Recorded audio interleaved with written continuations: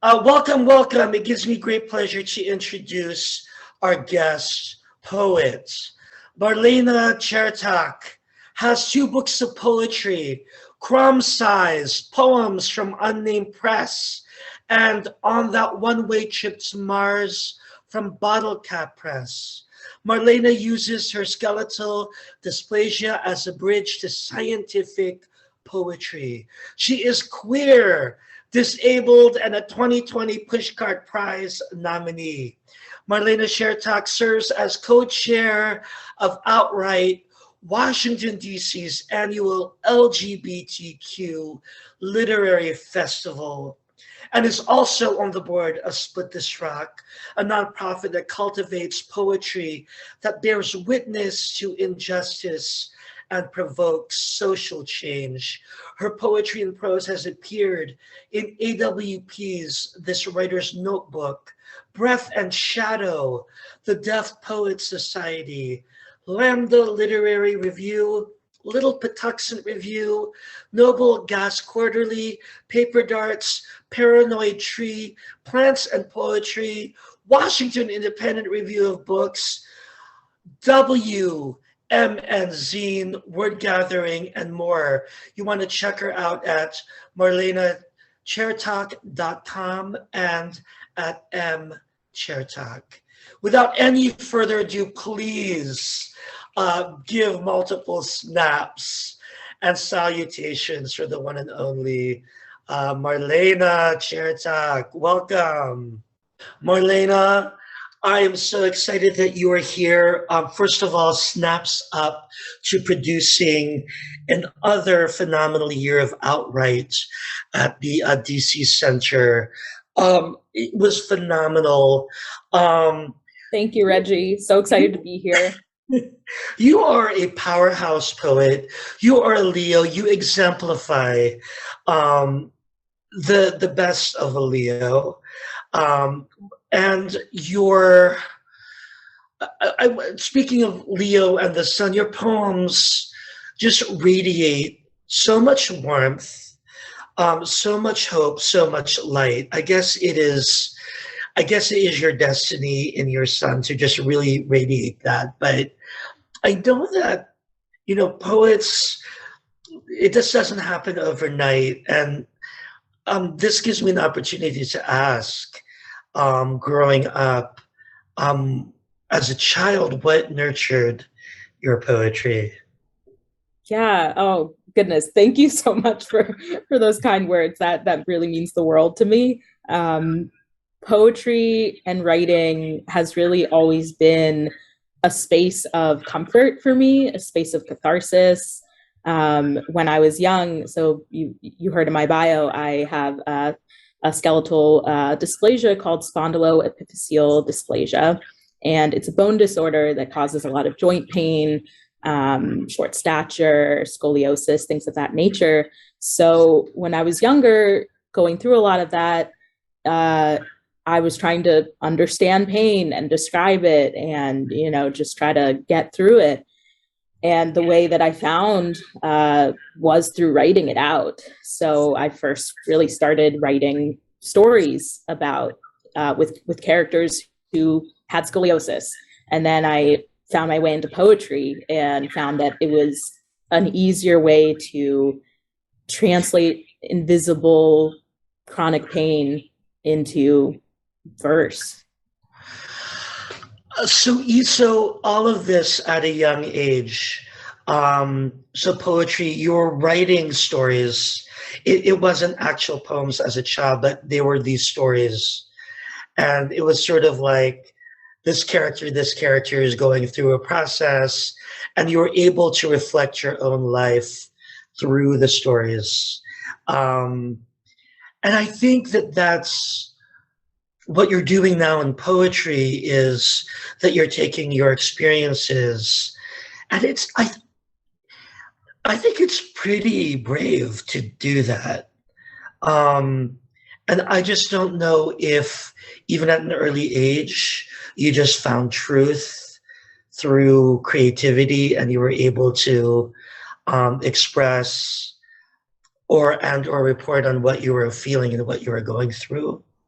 Yeah, thanks for saying that, Reggie. I think that uh, even at a young age, I really was drawn to journalism and newspaper writing, and that's what I majored in undergrad. And uh, truth and like storytelling is what really draws me in, being like a really active listener. And so something that I found for poetry, even more than like short storytelling, was I could be radically honest and I could show my body, my emotions, self-love through writing poetry. And like if it said it on the page, like even if I was going through some of the worst pain in my life, it was kind of like a reassurance to myself that I would get through it.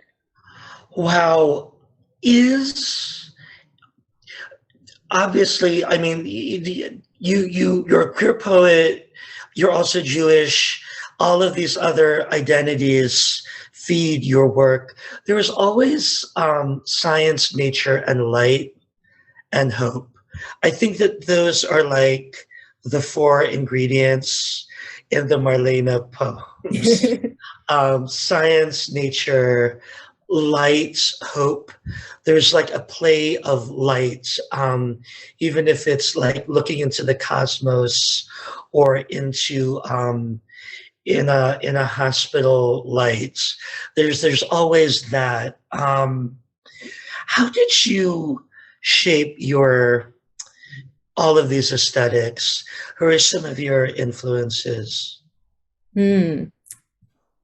I remember from a very young age, my dad studied biology and was always like waking me up in the middle of the night to show me like meteor showers and like really introducing me to like the natural world and the beauty in it. And I'm a space nerd now, so a lot of it is, I think, thanks to him. And I think just, yeah, that ability to relate to nature, that it's, you know, I guess I would call myself like a sci poet, like instead of sci-fi, sci poetry.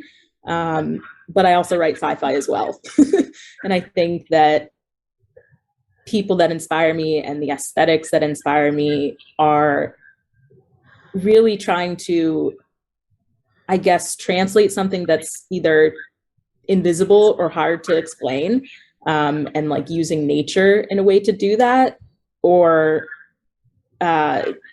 like with Afrofuturism or science fiction, like reinventing ways that we can see ourselves in the future or in the present. I was just going to ask if there were places in DC that inspire you, looking at the nature and some of the man-made structures or places or museums or galleries that really inform or inspire your poetry. Yeah, DC is just, I really love living here. I grew up 40 minutes outside the city in Montgomery County, Maryland, so always been, you know, local. But living in the city has been just such a magical place, and I really am grateful that I can put down roots here and have such a lovely literary community here, in this city. I think DC can give New York a run for its money. Yeah. But I believe that. I believe that. I mean, we can do this. I mean, we can create the events as within OutWrite, right? And also, Split This Rock has also brought invaluable, and Day 8 has, you know, just makes, and Busboys and Poets, it just makes everything richer here. But I didn't really answer like specific places. But I guess I would mention like Meridian Hill Park, Malcolm X Park is a place that I grew up going to. One of my cousins would be one of the only white guys joining the drum circle, even as a kid. And he still is drumming out in San Francisco, Oakland. And just growing up and like being surrounded by people doing all kinds of things, just enjoying the sun enjoying like a beautiful park in the middle of the city, is a place I love to return to again and again.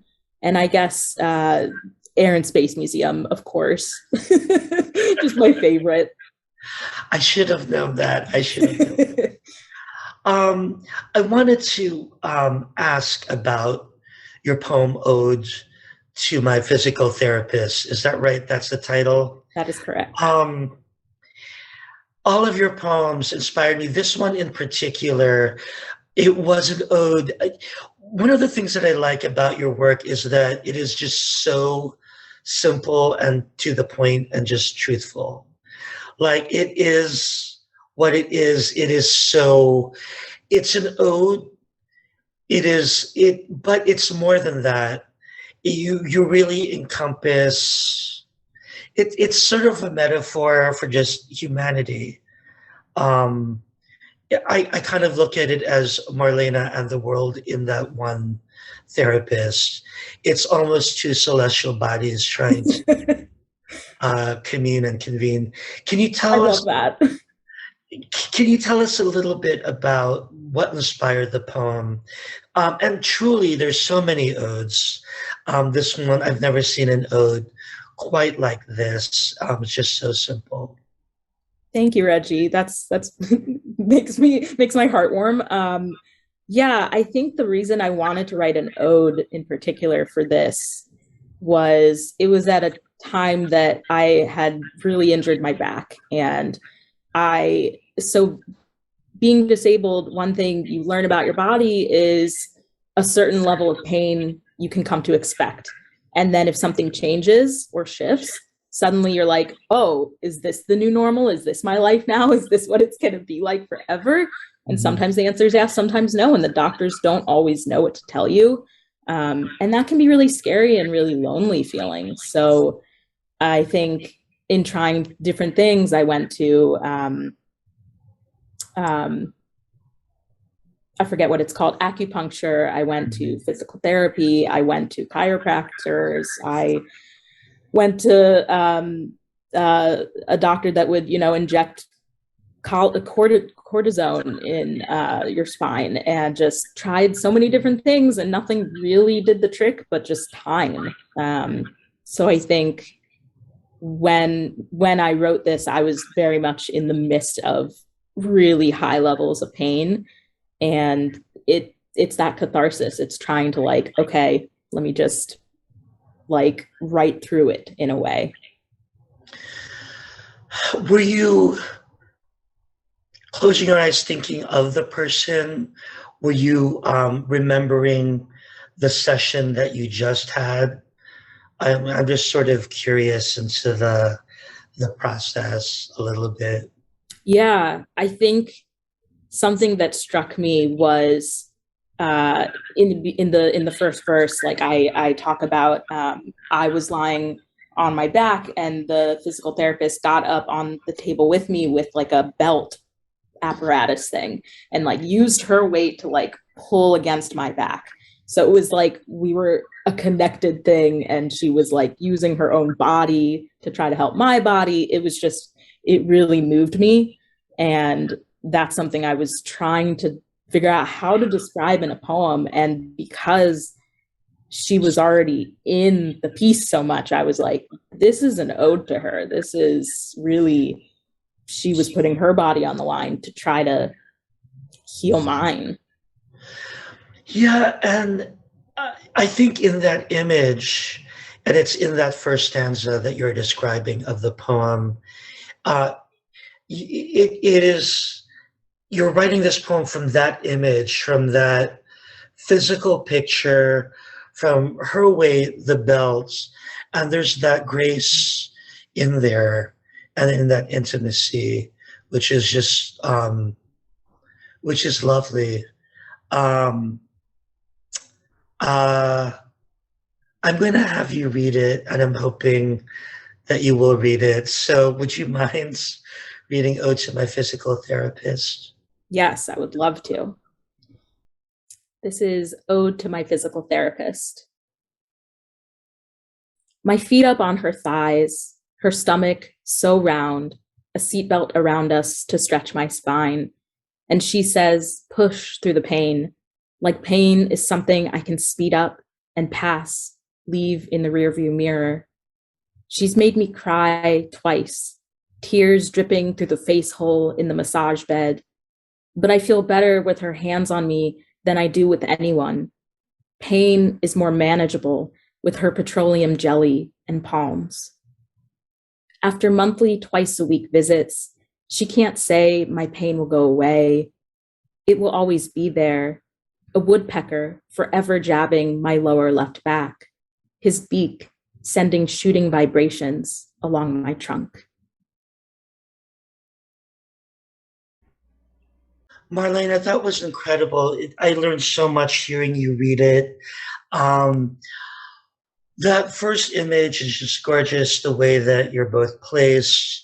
And then the second stanza that has the tears part is really moving. And then in the third stanza, it just juts out with the woodpecker image and the nature and the trunk and the spine. It's just so beautifully crafted. I love those three stanzas. It's so cinematic, so photographic. I really like looking at an ode and that it's in these sections. It's like this, I don't know, this a triptych that celebrates just the process of trying to find yourself and struggling to find the image of this is a woodpecker and it's there. I'm still blown away by all of this. So I was just going to ask, because we have folks who are young writers, some young writers, what kind of advice do you have for young writers? And in a moment, they're going to be writing their own ode, but would love to see if you could send any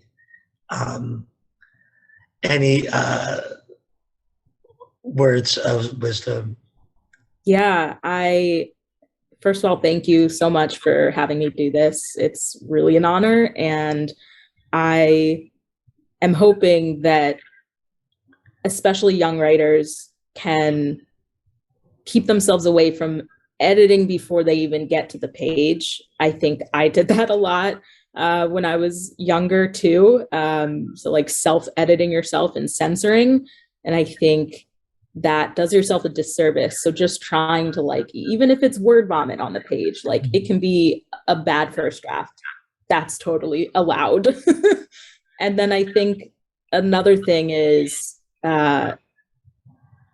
you may not always be writing at all times of the year. I think that that's okay. And something I've learned over time is that I can't really like push it to happen. Like the creativity just kind of happens when it's going to happen. And if I'm pushing it, it kind of butts up against itself. So allowing yourself that space, allowing yourself time to read, time to be inspired, time to do other things that bring you joy, I think is something to remember too.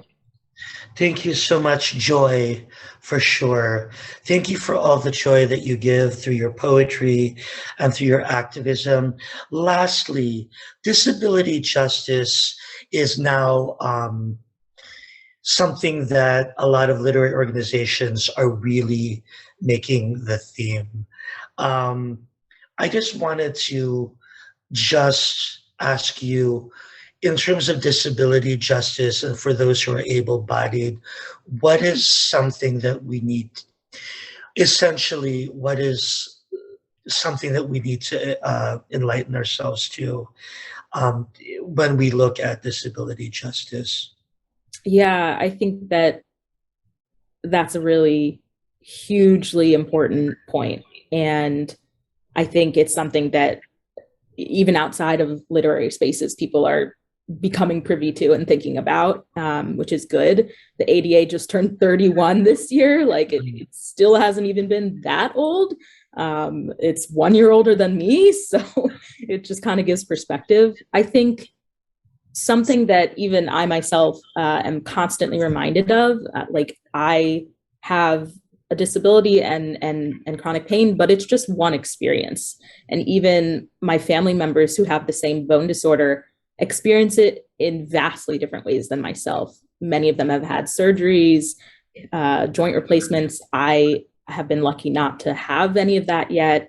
So I think something to keep in mind when like creating festivals or creating programming, or even like choosing what poems or work to read and write about, just trying to keep in mind that disability isn't a monolith, that it's really a vast experience. And it doesn't just look one way. Like I know the disability parking permit, and often the image that we think of when we picture, oh, somebody is disabled, is like a person who uses a wheelchair, but that's just one way for disability to look. So that would be one thing to keep at the top of your mind. Thank you so much, Marlena. And this is number 8 of Poetry Rocks the District. Thank you so much.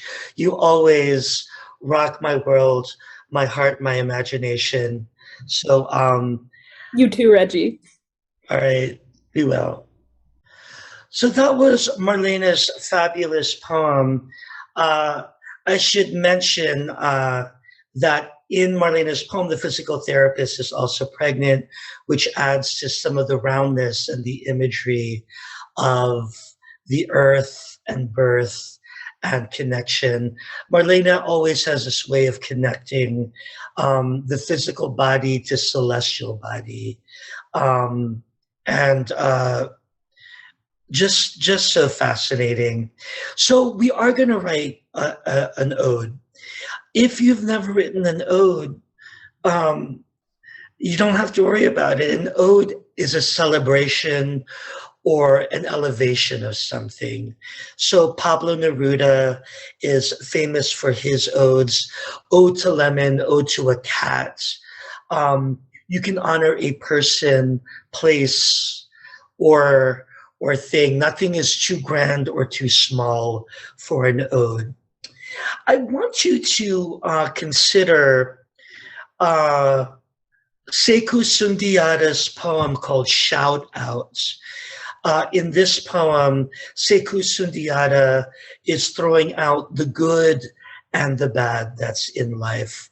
And if you did a list or a shout out to all of those things, from foods to celebrities and places, restaurants even, if you make a list of that, of those things that give you life, you might find a topic for your ode. I am going to read you an ode that I wrote, and taking from pain and foot pain, I'm going to do an ode to my sandals. So sometimes if you think of the pain, think of the things that give you relief or joy or lift you up, or something that is magical to you, a magical person. My sandals are very comfortable and they're magical. So this is called Ode to My Sandals. Oh, ache of pavement. Oh, Dr. Scholl's with 3 black straps wrapping metatarsals. Oh, soft sandals that should come with jelly rubber balls that vibrate with glee. When I walk to the post office, my feet beg to be squeezed as if they were size 10 Meyer lemons strolling in a summer storm. My arches want the knuckle strength of a tenacious, tender carabao to plow my knotted fields of plantar fascia and the dry pebbles of my phalanges, those piggies popping the leather, scraping a hole into the hard sole. At night, my sandals scatter like a couple on the verge of divorce. One detests my stompity-floppity beat. the other caresses the sore ball, sucking in the blow of tippy-toe balletic releve. These are not therapeutic sandals or sexy sandals. They are peppermint patty sandals. Well, one is peppermint patty, the other is Marcy. They may not be sexual, but they're very, very queer. So when you are thinking of your ode, do research on your odes. If you're choosing an animal, maybe you want to do some research on the animal or the plant. Tell me what it is. Tell me what it's not. You can also speak to the object and celebrate it. So even if it's your sandals, you can speak to the sandals. You can find other imagery descriptions for your object. So have fun with this, and we are wishing you a creative summer of spoken word poetry. I'm Regie Cabico, and poetry rocks the district.